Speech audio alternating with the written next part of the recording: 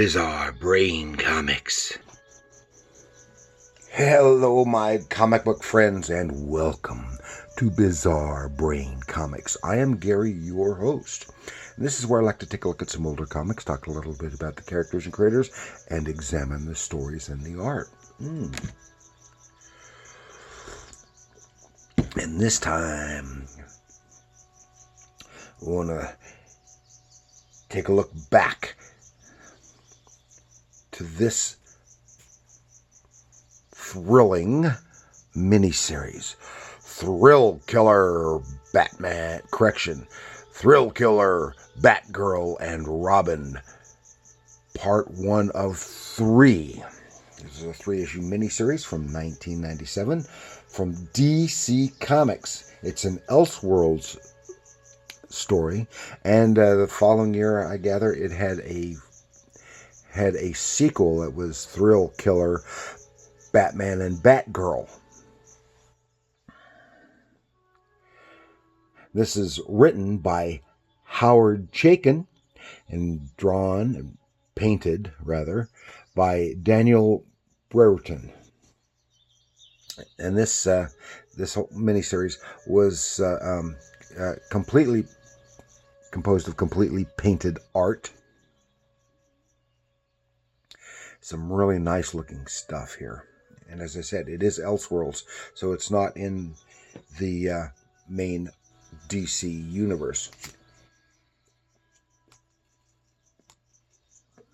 And Thrillkiller was a retro dramatic telling of a dark Gotham City of the 1960s. It takes place in 1961 with a corrupt police department. And things are different here. First off, just a few things. This features Batgirl and Robin. The Dick Grayson Robin is a bit older, and both Batgirl and Robin appear to be in their mid-20s. But Barbara Gordon is just a few years older. And there is no Batman, but Bruce Wayne is in this. But rather than being Batman, he is a police detective. And he is not the millionaire Bruce Wayne that we know. Apparently, just as in the regular Bruce Wayne of the main DC universe, his parents were still killed when he was a child.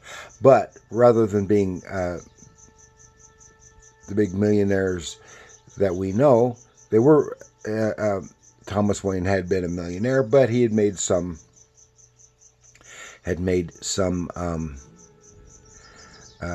bad investments, I guess, and wound up losing his fortune.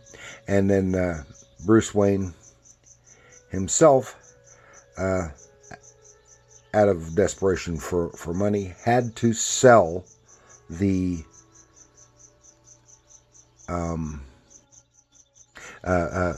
stately Wayne Manor, and it was bought up by Barbara Gordon for a song. So Barbara Gordon and her lover Dick Grayson, who are Batgirl and Robin, live in Wayne Manor, while Bruce Wayne lives on a police detective's salary in a small Gotham City apartment. And apparently, basically, Detective Wayne and Commissioner Jim Gordon are just about the only clean cops in the police department.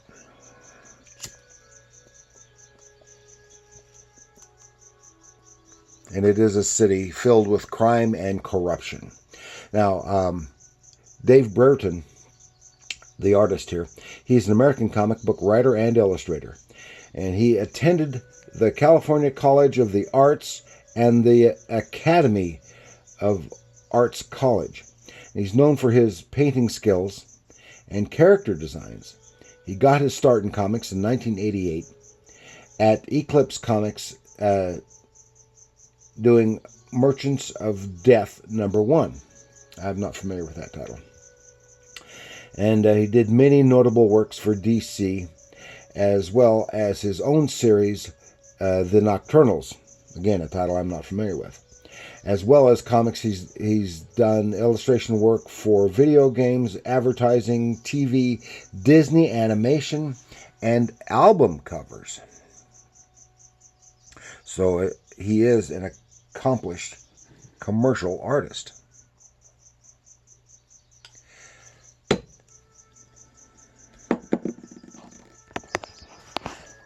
So before we dive into that, I want to show you here. See my character cards, 5-inch by 8-inch cards of comic book, science fiction, etc. characters. And you can get your own if you so desire, or if you see any of the ones here or any others on my program that you like, you can get those for $15 plus $3 shipping, or I can do a personalized commission for $18 plus $3 shipping. And just contact me here at my email address. And here you can see the better image of that cover painting by Daniel Brereton. And it's such this great splash page right here. Gives you a lot of information right here. Of course, you can tell by some of the words. It's Gotham City, and it tells you that it's the captions tell you that it's 1961. But just the design of the businesses and the cars and such here give you a good idea. Here you have, this is a good representation of something like Times Square, as in New York. And here, of course, see the figures in silhouette, and our main characters are in silhouette.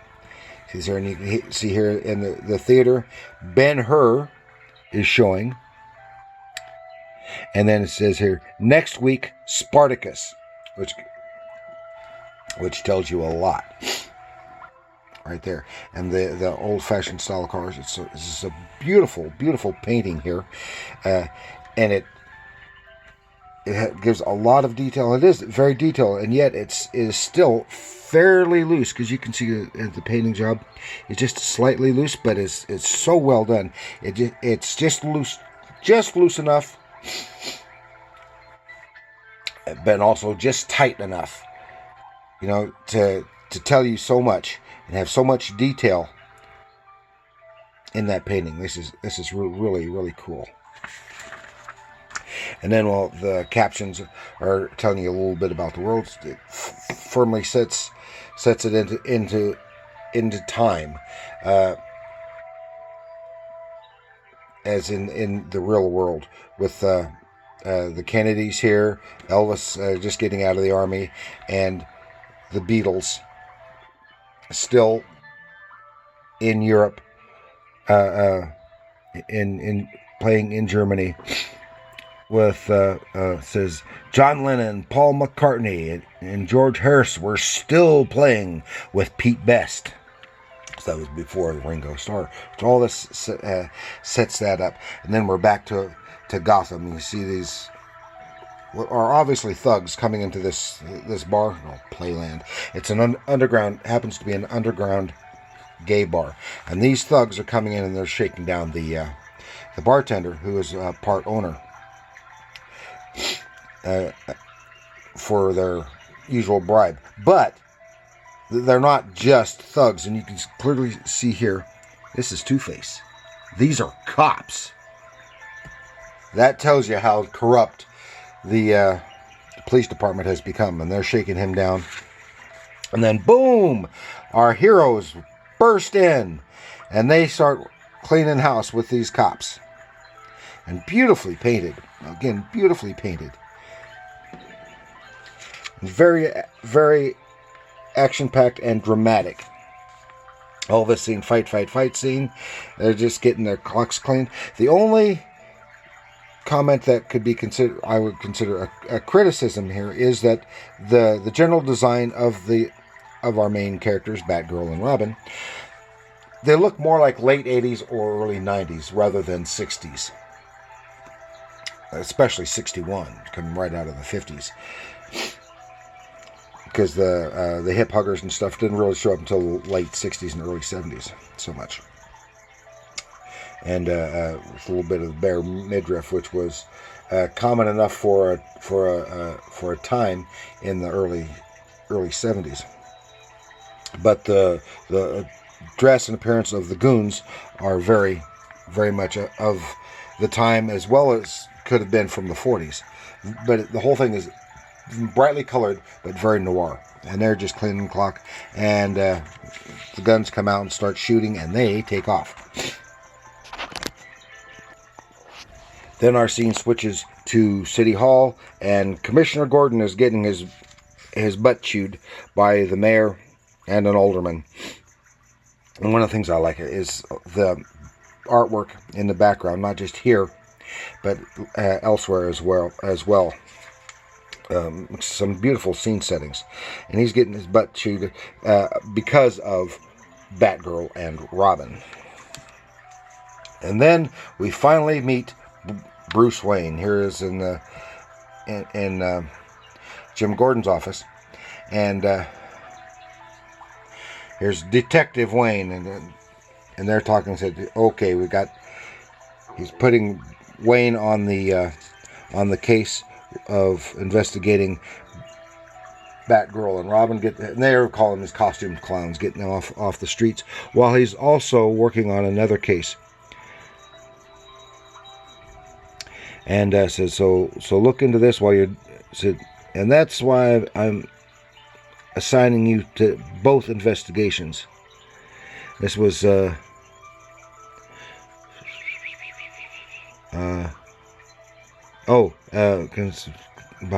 the bars, some financial rigmarole going on.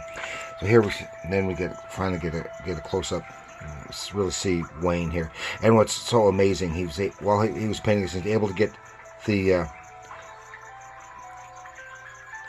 his blue chin. That's great, because he's got dark hair and the clean shaven but the constant blue chin. As he's about to leave, then Barbara Gordon shows up with her beau, Dick Grayson.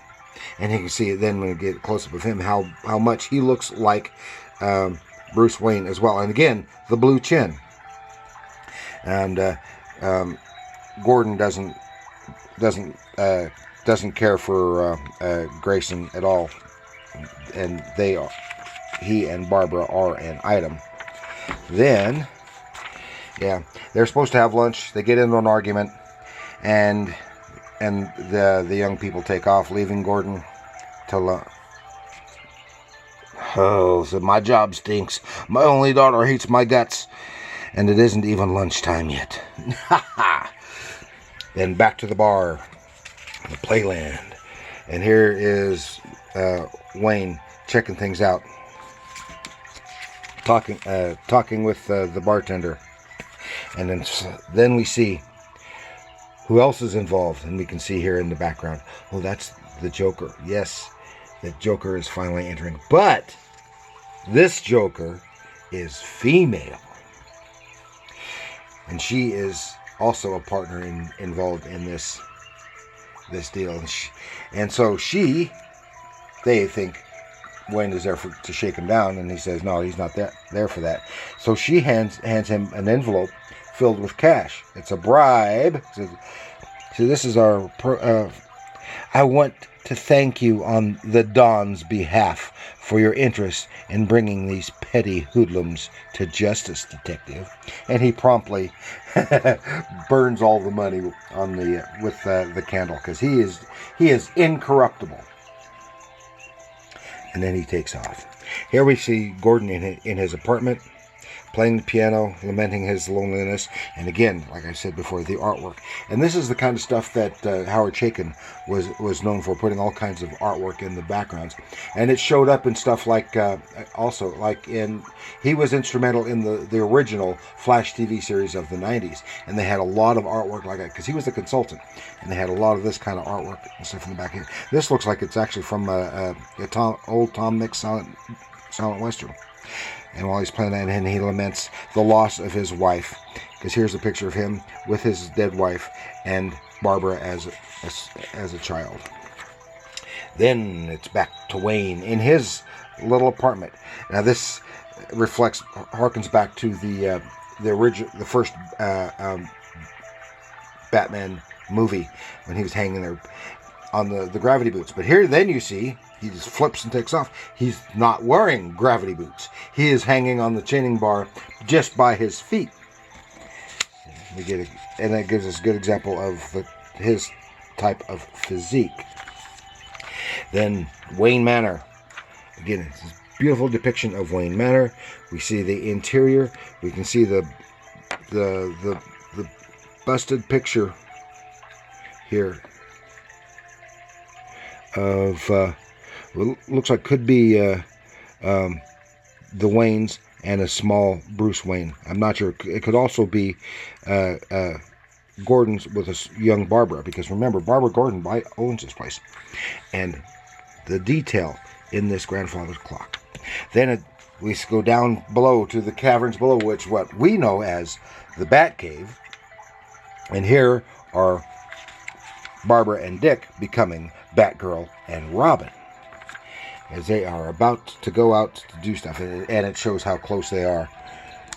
And then this is a nice touch. Here they are, just at the end of that scene, they're kissing, and that image is reflected here, in this image, back again in the city, in where Detective Wayne is walking down the street. And then we see, here's this thug with this, taking this girl into this young lady into an alleyway, and expecting a little something. It turns out he's a cop, and he's shaking down a hooker. And from what I understand, her madam doesn't have a regular pimp. Her madam is Selena Kyle. Otherwise, there is no Catwoman. But Wayne is right there. He punches out the other cop, threatens him, and sets the girl loose. And notice just the lovely workings here, and the drapery. Oh, it's a great painting. This is a really good story. Then we see he gets into his car, you can see the old-fashioned car of the time. Gets on the radio, and he's calling and reports to somebody what's happening. Well, it turns out, we see this car here. That's where the signal's going to, and that's who it is. It's the Joker and Two-Face together doing some conniving, and they're going to get Gordon and Wayne. And that is where this leads off. To be continued. And this is the only issue that I've got. And I am so thrilled for this book. I really want to find the rest of the series. Oh, I want to get it because it is so good. And I'm running over, and that's all I've got. Thank you for joining me. Please like, share, subscribe, leave a comment. Do you like this artwork? Do you like this storyline? Have you read it before? Tell me, what happens? And remember, comics are art!